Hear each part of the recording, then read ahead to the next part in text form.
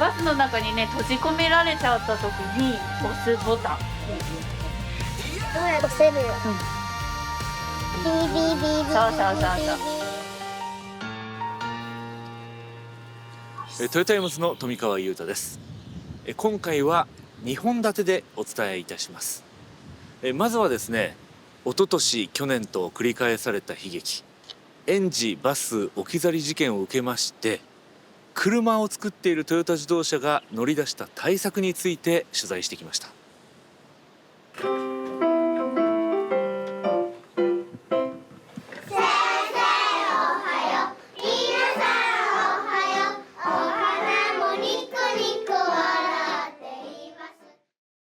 凄惨なニュースを見て決して人事ではないと思った方も多いのではないでしょうか。相次いだ幼児バス置き去り事件。2021年には福岡で、2022年9月には静岡で小さな子供の命が失われました。ご自身がやはりお子さんを預けている身としては、あのニュースどうご覧になってました？そうですね、全然一言じゃないなと思っていて、やっぱり人なのでなんか他のことに気を取られていつもやってることができなくなったりとかいうこともあるんだろうなと思って、ちょっと心配だなというふうには思いましたね。子供はやっぱり閉じ込められたらどうするって言ったら三角ボタンを押すとかいうのはやっぱり覚えてはいるんですけど、実際にやっぱ家の周りで音鳴らしたりとかできないので、って考えると実際できるかなっていう不安はありますね。押してください。この事件を受け、すぐさま動き出した人たちがいます。至急メンバー募集。どうしても来年夏までにゼロにしたい。記事のリンクとともに仲間を募るメッセージが投稿されたのは、事件の詳細が報道された直後のことでした。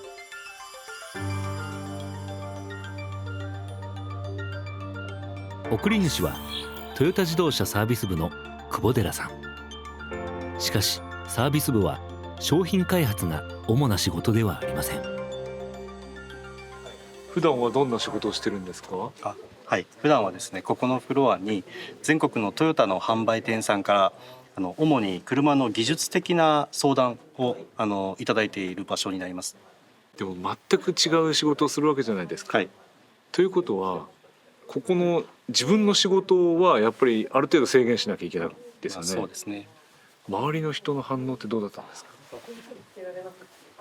どうでしたかね。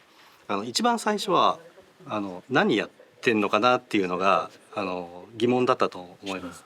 でも今いるみんなもすごく大事なことなので応援しますって言ってくれて、心温かく。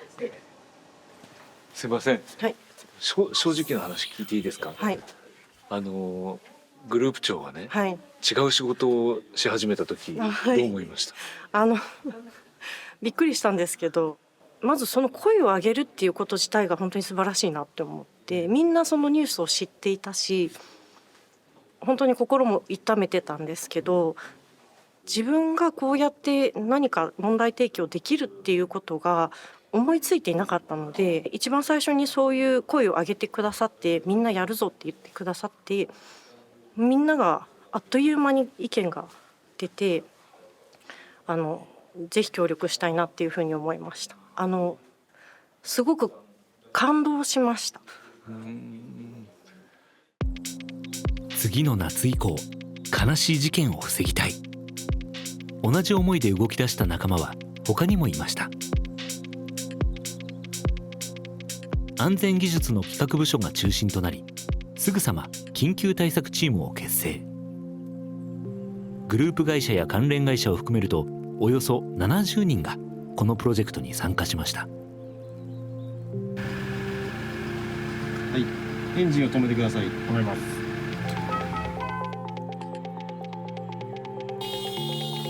そして始まった試行錯誤の開発。事件の3週間後に完成した最初の試作車の部品はネット通販や秋葉原に通いかき集めたそうです。その後、純正用品の商品化を担う部署や車両を製造するトヨタ車体、東海理科などの関連会社を中心に総力を挙げて商品化を進め、事件からわずか半年余り、出来上がったのが車内置き去り防止支援システムです。ではこちらどうぞ。バスが止まってます、あります。こちらが対策を施したバスそうですね。ですね。はい。見た目はやっぱり普通に走ってるバスですね、両方とも。はい。こちらがコースター、こちらがハイエースのはい幼児バスとして使われている車です。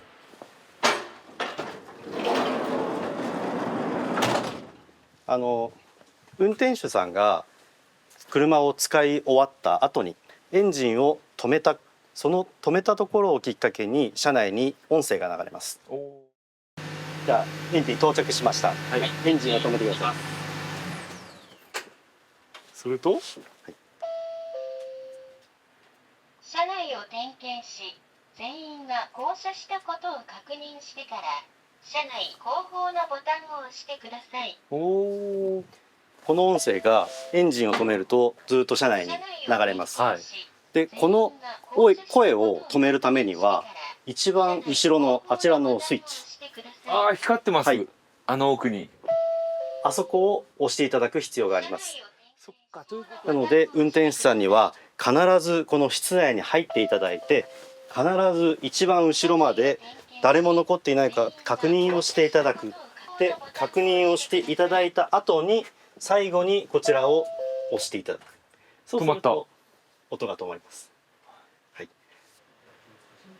命を守る仕掛けはこれだけではありません。もう一つの機能があちらで今ピカピカ光っております。助けて書いてありますね。ありますあります。はい、実は隠れてましたとか、万が一のためですね。そうですね。その時にあれを押せばいいんですね。そうです。これ押してもいいんですか？ぜひお願いします。じゃあ僕を閉じ込めてください。どうやって？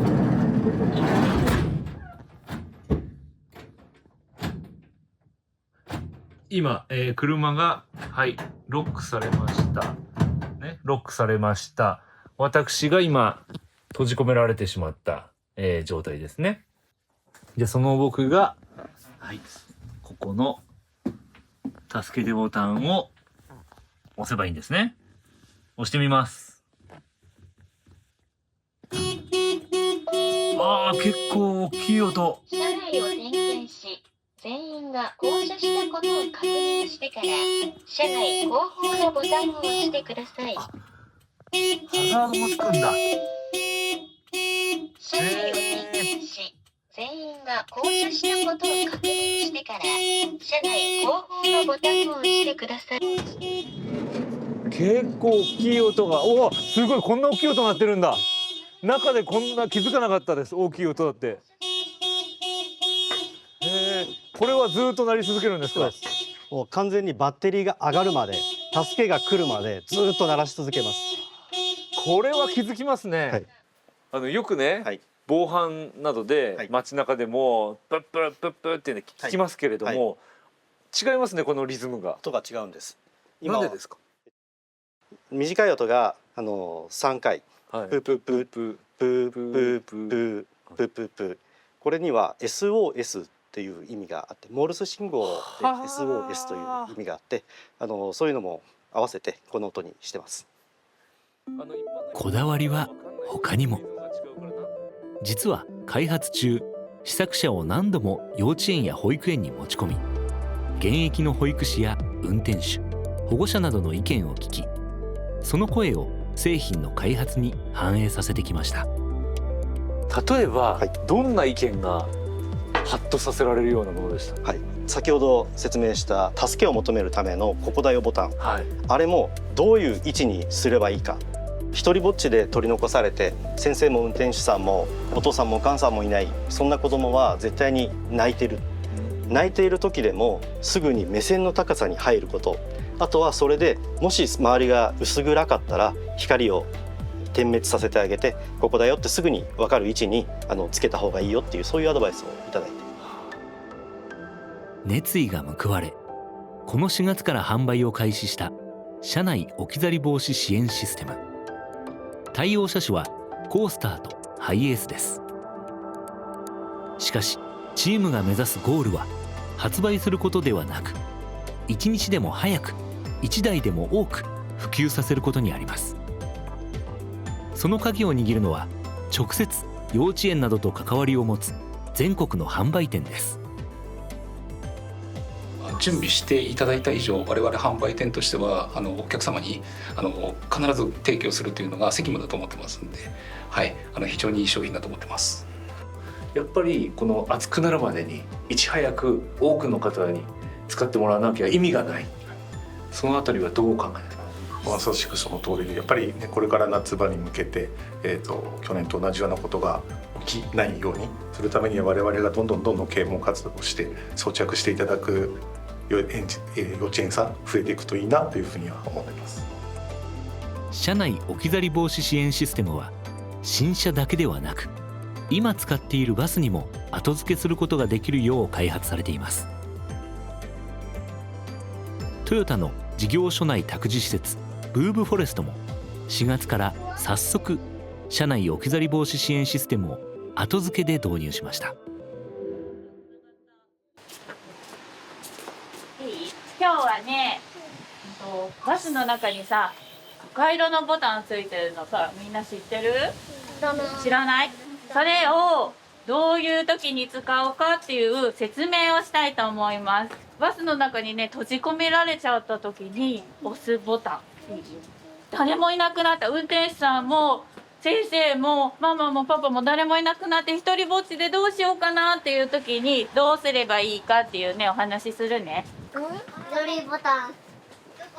はい、座ってください。みんなを助けてくれるね、ボタンがあります。そのボタンがここ、助けてっていう赤いボタンがついてます。はじくん、どうしようかなと思ったらここを押すんだよ。押せる？どうやって押せるよ。ビービービービービーそうそうそうそう。ビービー。そしたらビービーってなるからね。ここ助けて。そう、上手にできました。今日は練習だから音ブブならなかったね。だけど本当の時、助けてほしい時はここのボタンを押すとブーブーブーブーブーって大きな音が鳴ります。できる人？はい。覚えた？じゃあまた今度も練習するね。試作の段階で試作品を園に持ってきていただいて、私たち保育者の意見を聞いていただいて、ボタンの場所だったりとかクラクションのタイミングであったりとか、現場の声を全て受け入れてくれた作品ができたので、とてもすごく嬉しく思ってます。一人でも元気な笑顔を大切にしていきたいと思ってます。でそういった SOS を発信するっていうことは命の教育の一つにもなると思うので、そういった認識をしっかりと持って教育していきたいと思います。事件に心を痛めたのは先生だけではありません。しっかりとこう常に見て回ってチェックもされていても不安になる部分っていうのはあります？ものすごいありました。やはり事件後確実にチェック試作故障をしているのですが、その際にですね、お子様が隠れているっていうのがあり得る、急な対応などにより確認が抜けてしまう、そういったヒューマンエラーが起こりかねないので、こちらのシステムが作動してくれることにより命を守ることができるっていう安心感が本当に大きくて、本当にありがたいシステムだなと感じました。子供の命を預かる全ての人に安心を、そんな思いを胸に開発に取り組んだ皆さんに話を聞きました。で大阪から来てくれて、で名古屋からですね、で彼は東京から、いろんなところから集まって、そうです。へえ。全然別のミッションで出向してたんですけど、急遽この件を一緒にやらないかって言った時に通常の仕事がありながらも彼らが手を挙げてくれて仲間になってくれた。ちなみに私は、巡り屋売店があるんですけど、はい、売店で直接久保寺さんの方にいや声かけた。ファンを買いながらやりたいです声逆にかけたんですね。はい。でその後に自分の上司にこういうやらせてくださいって OK いただいたような。美咲さんは後付け商品を開発する部署のグループ長。次の夏までにを合言葉に短期間での商品化に結びつけました。普段やっぱり1年ぐらい商品かかるんですけども、企画してから発売するまで。今回は先ほども話ありましたけど熱くなるまでに広げないといけないというところありましたので、その半分の半年ぐらいで開発を終えるという形でした。モールス信号で鳴らすことを考案したのも美咲さんだそうです。そして全国のトヨタ販売店などと向き合い普及に尽力するのが中村さんです。出ている車に後でつける用品っていうところがなかなかノウハウがない中でみんなの力をもらいながら結実できたっていうのがすごく良かったかなと思ってます。実際に販売店とやり取りをされていて、夏までにどうでしょう、普及はできそうですか？そうですね、今本当に販売店さんの方もお客様にご紹介ということで頑張っていただいてますのでしっかりサポートしていく中で実現させたいなというふうに思っております。普及した時にやっと皆さんが本当に笑顔になれる時ですよね。そうですね、本当にそう思います。間もなく夏本番。すでに全国で着々と取り付け作業が始まっています。1台でも多くのバスにこのシステムがつけられるといいですよね。すぐちゃんと笑ってないと。トヨタの安全への取り組みをさらに知るために下山のテストコースにやってきました。こちらに1台のノアを用意してもらいました。この車に実際に乗りまして運転手がどのように守られるのか体験してみます。テーマは事故は起きる前に防ぐ。皆さんはドライバー異常時対応システムというものをご存知ですか？これは走行中運転者が急病などで運転の継続が困難になった時自動的にハザードを点灯させた後車を走行中の車線内で原則停車させるシステムです。今回は運転中に突然意識を失ったらというシチュエーションを想定しての実験です。80になってからもうすぐなります。はい、では意識を失ったふりをしていただいてですね、いきます。はい。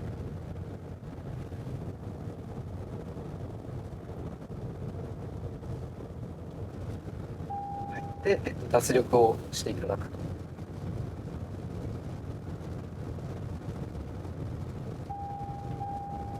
今警告が鳴り始めまして、ここから減速が始まっていきます。本当だ。である程度ハザードがついた音がする。止まってく止まってく止まってく。僕何もしてませんよ。おお。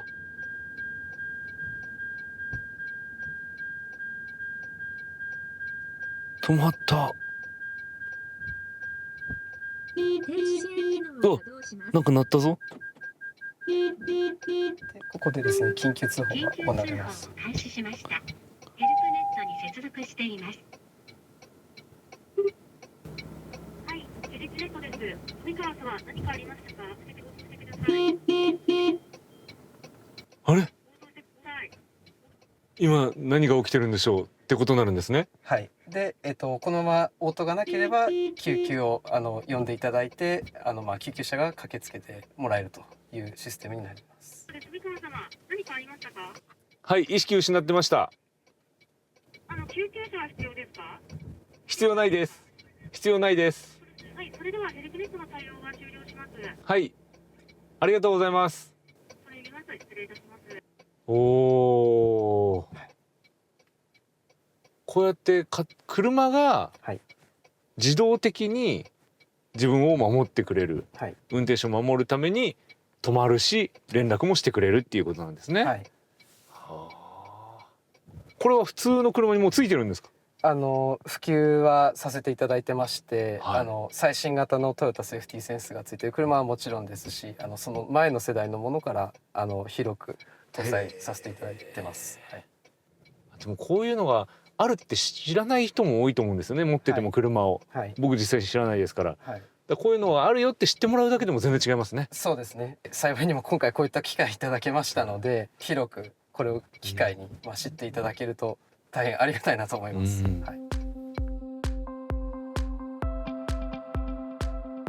事故が多発している踏み間違え。これをどうにか防ぎたいというのもトヨタの思いです。トヨタはペダルの踏み間違いに対する支援技術にも力を入れているんです。事故のニュース見てると、駐車場から出る時とか、信号が変わった時とか、止まった時からグッて踏んじゃう、あ、やばいって踏んじゃう時が多いので、特に多いのが駐車場みたいな、まさしくその低速で走っている状況っていうのが多います。こんなペダル踏み間違え、すぐにブレーキを踏んで止まれたとしてもこの衝撃。そこで低速時加速抑制システムを使うと、さあどんな反応になるのか。いきますね。はい、お願いします。走っていて、あ、歩行者だで踏み間違えます。おお、全然進まない。はい、結構ベタ踏みしてましたよ今。はい、これが踏み間違い事故防止システムです。これは安全ですね。はい、本当に踏み間違い事故っていうのが非常に多いので、そういった事故に対応できるように、限りなくなくせるようにシステムを開発しています。あ、引いちゃうんじゃないかなっていう、そんな怖さも全くないです。もう踏んでも減速するだけですから。これはね、ついてるとね、高齢者の方で運転どうしようって思ってらっしゃる方も安心してね、乗れるような気がしますね。日々進化するこのシステム。最新の技術では少し離れた壁も検知して、万一踏み間違えた時も支援してくれるんです。というわけで私、壁に向かってアクセルをベタ踏みします。ちょっと怖いです。はい、やっぱり人よりも人形よりも壁がそびえ立ってるので、そうです、ここに突っ込んでいく恐怖があります。はい、参ります。パイロンのとこでアクセルベタ踏みします。いきます。さあ出ていくよ。あ、人が来た。間違えてアクセル踏んじゃう。効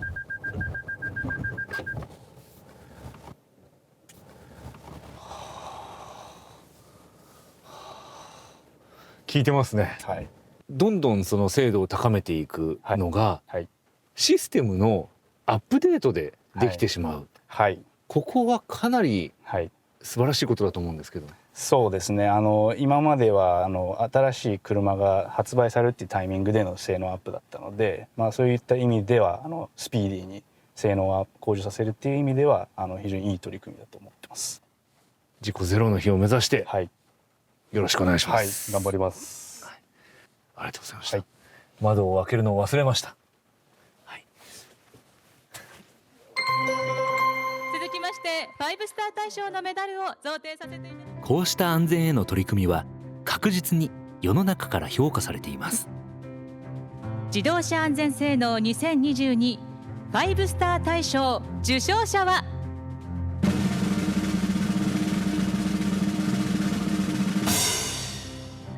トヨタボクシーノアです。国土交通省とナスバ自動車事故対策機構が安全性能を評価する自動車アセスメント。今年5月2022年度の結果が発表され、ボクシーとノアが最高得点を獲得し、5スター大賞の座に輝きました。今回いただいた賞を励みに、引き続き交通事故死傷者ゼロに実現に向けて取り組んでまいりたいと思っております。評価ポイントは3つ。1つは自転車や歩行者、自動車に対する衝突被害軽減ブレーキやペダル踏み間違い時加速抑制を評価する予防安全性能。